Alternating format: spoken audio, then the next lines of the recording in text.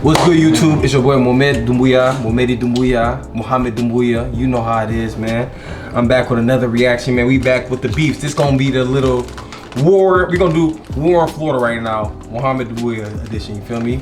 But the title of this video is the Disneyworld Rico, the inside the largest crew takedown in Florida history. You know what I'm saying? I think it's between Glock 9 and Hot Boy. I be seeing so many videos of that nigga getting locked up. Yeah, you feel me? He been locked up for a long time. Police encounters and shit. Yeah. But yeah, we finna get into this video. It's about the Florida beef, and we've been focusing a lot on my channel with the Florida beef. So y'all just keep sending me and spamming me about it. I just saw somebody comment today said you might as well keep posting Young and A, so I might as well. You know what I'm saying? But we got other bangers on the way, man. We ain't gonna say too much. I got my boy Daniel Buyaba, the Room for Sports podcast right here. For sports. Founder of that. We got videos that we just did with him, and we got more to come. You know what I'm saying? AJ, man, Ritual, the GOAT, man, the best rapper in Ypsilanti, best YouTuber in Ypsi, best YouTuber in Michigan, and the best upcoming YouTuber. Y'all mark my words, and I'm right behind him, you feel me? Majwa, Rich Before 30, man, we finna start this video. I know the intro kind of long, but I want y'all to really get to know me and criticize me, let me know the real, because at the end of the day, I'm doing this for y'all, you know what I'm saying? So let's get to it, man. When you come to Orlando, you think about Disney. Even though we ain't never been to Disney and shit ain't sweet, but people think about Disney when they talk about Florida. No, you're not lying. We think of Orlando, we think of Disneyworld, we think of Orlando Magic. Why everybody getting that concept of Disney and all that? I don't know. Hey, Disneyworld is here. I didn't see it from the outside. Well, the FBI typically doesn't telegraph our moves. What I can tell you is that these two gangs, the 438 gang and the Army gang, have got our attention now. The other 5 already in custody are responsible for nearly $2 million in stolen property, 59 stolen vehicles, and 19 stolen firearms. The prominent people at the top, just between those 8 people, they're responsible for 230 felony charges. Jaquavius Smith, better known as Glock 9, just him himself. And Glock 9 really tough, bro. It really sucks that he got locked up early, bro, because his music was going crazy. I ain't gonna lie. I made that song with Millie, 223s. Yep.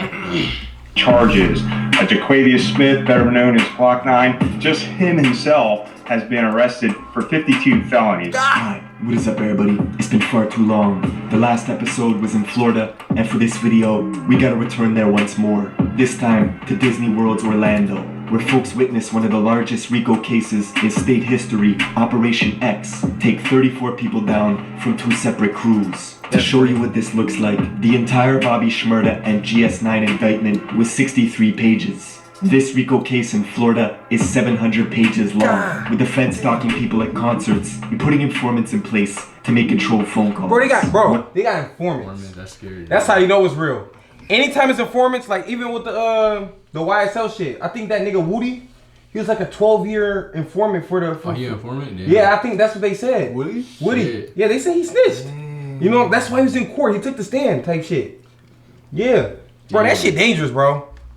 Feds stalking people at concerts, Never know. and putting informants in place to make controlled phone calls. One side, AFNF, or the Army Gang, is led by the popular rapper Glock 9. The face of the other side, 438, is well-known rapper Hot Boy. Both of them were good friends coming up in the industry together till it all went left, escalating into this year-long war that came crashing down quick, with folks hanging out the windows of cars, wielding AK-47s in broad daylight, hitting daycares and memorials. The city saw 30 back-to-back shootings in 6 months, and it forced Orlando to bring in the MBI, or Metropolitan Bureau of Investigations. Basically, Florida's version of the FBI, who built this whole case. They got their using own Florida wiretaps, FBI, Instagram, and evidence they found on people's phones. Sometimes thousands of photos and videos that map out drug routes from Orlando to California, with folks taking trips back and forth, smuggling hundreds of thousands of dollars in suitcases, Bro, this flying like some girls movie out shit. separate to bring the product home, where they launder the profits through cars, guns, and show dogs. Glock 9, who signed a $2 million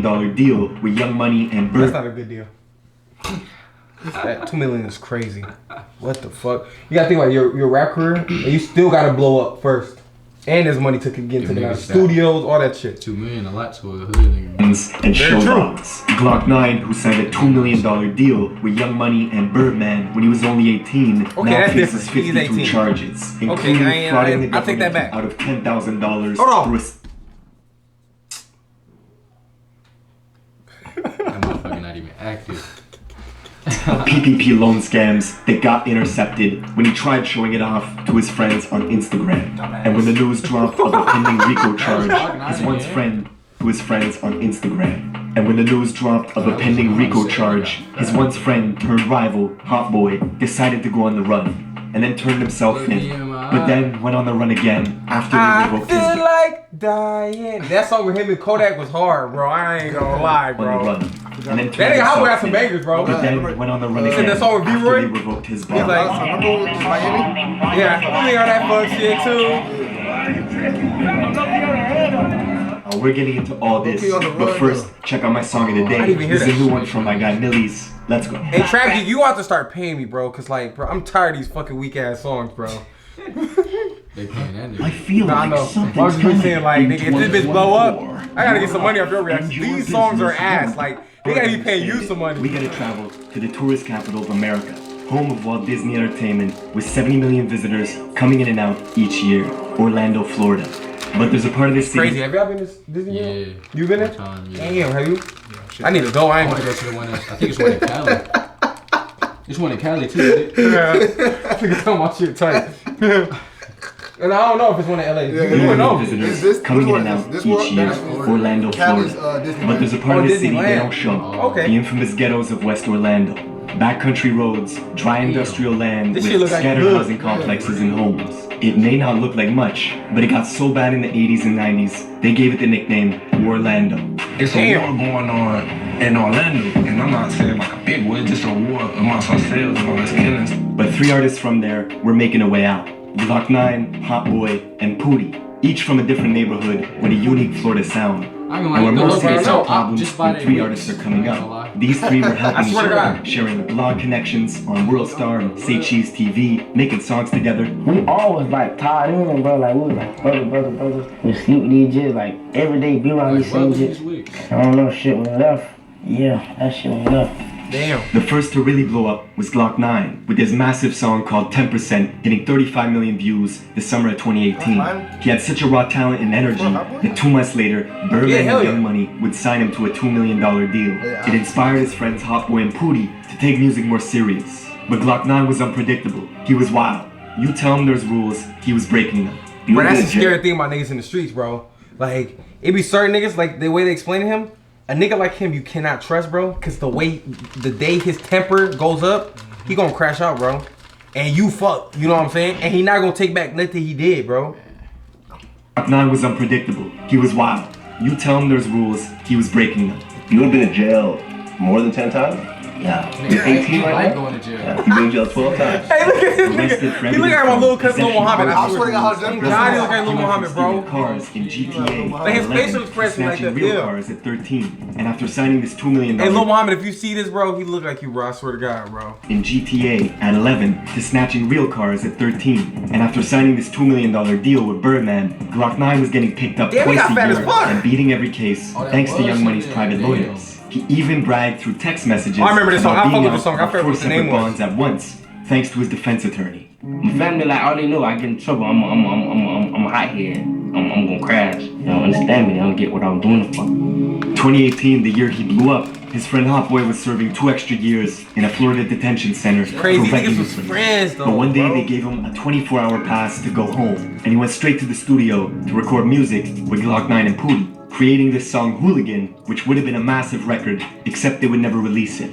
Glock 9 was burning bridges left and right. He had a falling out with Say Cheese TV, one of the largest bloggers and platforms to exist, He is who was big. promoting him. Pussy. You got more money than me? Pussy. Hey, you hear him? Pause it. Like, he just keeps saying that. Pussy.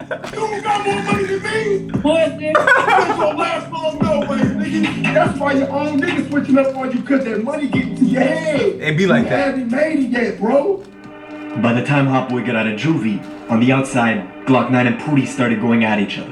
leaving Hot Boy caught in the middle. Damn, that's the worst shit, bro. Did you hear what he just said? 2 of your niggas locked. That's us three right here. Me and you into it. You in jail, but you don't know what the fuck going on. But you realize that 2 of your niggas locked up.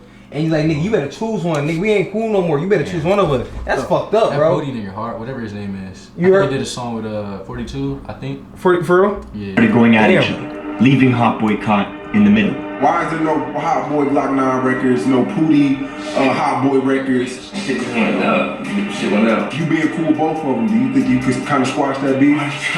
You tried before. Yeah, like that. I mean, damn. But with the release of these Rico papers, the feds paint a picture of a bunch of crews competing to further their Hot Boy Wicks, even on It three. wasn't just music they were into.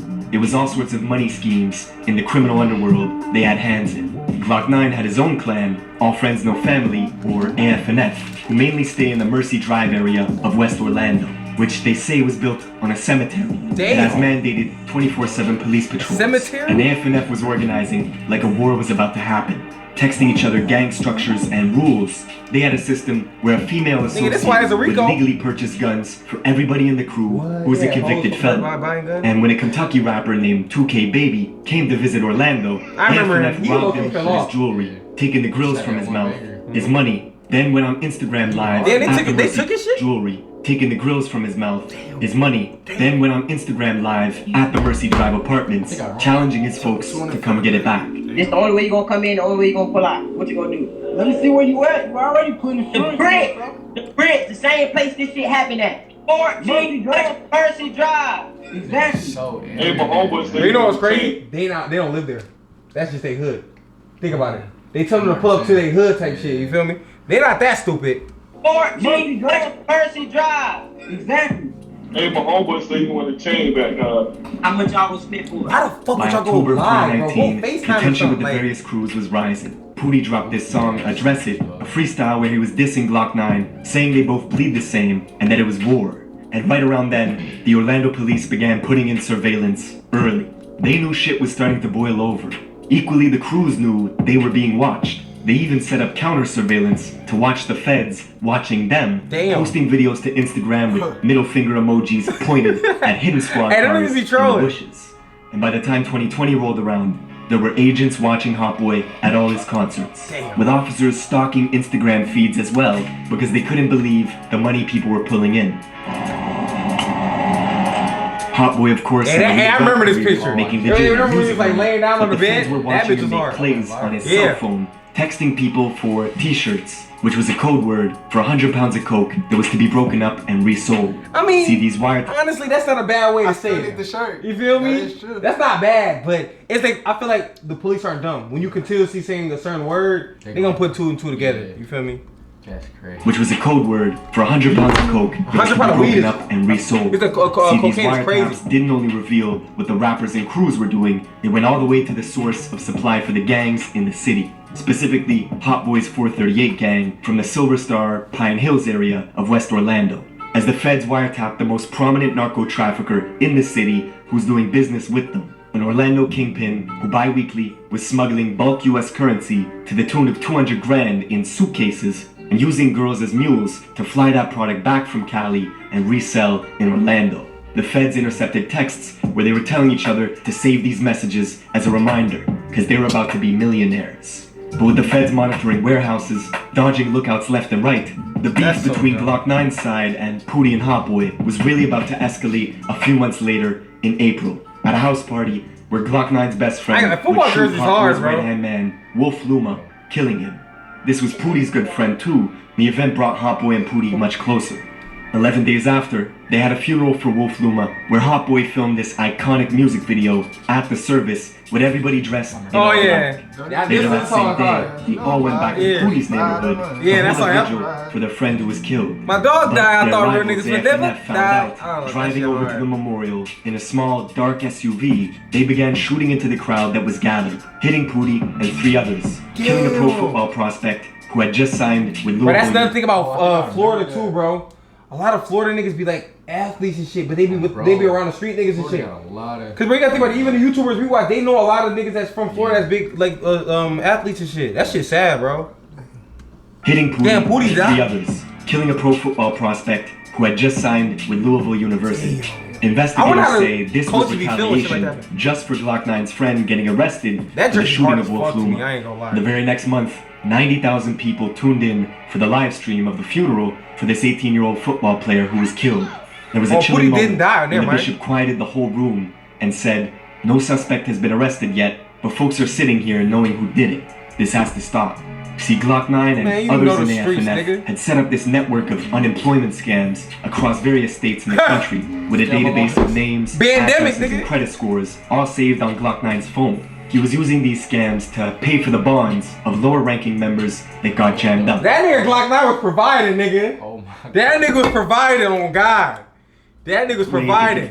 Scams to pay for the bonds of lower-ranking members that got jammed up. That way, they could fund this war. That nigga's providing for the guys. Choosing to discuss Business 38 Gang and AFNF had hierarchies and subsets. Both of them were competing as the feds watched 438 members boast through text message that they had enough money and guns to do what they wanted, and that made AFNF jealous.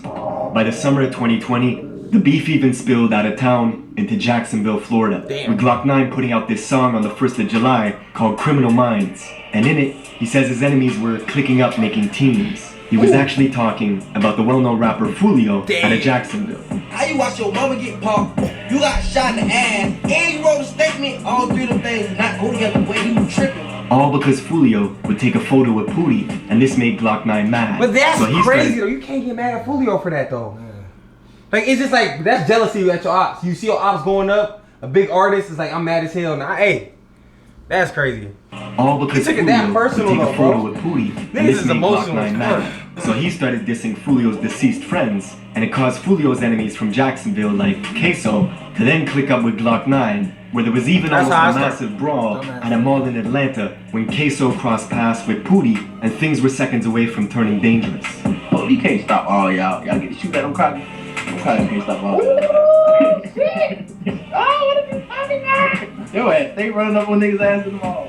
But back in Orlando, the OPD was concerned there would be a string of shootings very soon, and they were right. 4 days into July, police arrived at a house in West Orlando with reports. I feel like July is the worst month for the streets, bro. Cause July 4th coming, bro. Like, that's just the worst month, bro. Like, that's when summertime just get the bussing, bro. They were right. 4 days into July, police arrived at a house in West Orlando with reports of gunshots. They found Glock 9's car with dark tinted windows riddled in bullets, and him nowhere to be found. Listening in on phone calls, the feds learned of new strategies AFNF was using to avoid police when they were going on missions. Them niggas they were smart as riding fuck. around in rental vehicles with dark tints to see if they would get pulled over frequently in case they had to gun it in a high-speed chase. They were even going to put white boy stickers on vehicles so the police would think it was white people in the car and not try and stop them. 4 days after they found Glock 9's car abandoned with bullet holes in it, one of his friends, who went by the name Baby Joker, was driving around deep in 438 territory looking for rivals to tag. They pulled in at a place where one of Hot Boy's good friends stayed at, driving a gray Dodge Challenger, and began firing at folks, with people scattering all over the yard. Hot Boy's friend reacted quickly, running inside to grab his Draco, and came back, shooting at Baby Joker in the gray Dodge Challenger, which at this point was stranded in the middle of the road with the driver's hands all shot up, unable to get away. Baby Joker was dead. The craziest part, Hot Boy's friend, the guy they were aiming at, was someone they knew since they were kids. This particular shooting would get referenced in a lot of music, as 438 boasted about this failed hit attempt. In his song Left Lonely, Hot Boy tells Glock 9 directly, "Your little stepper ran down and he died."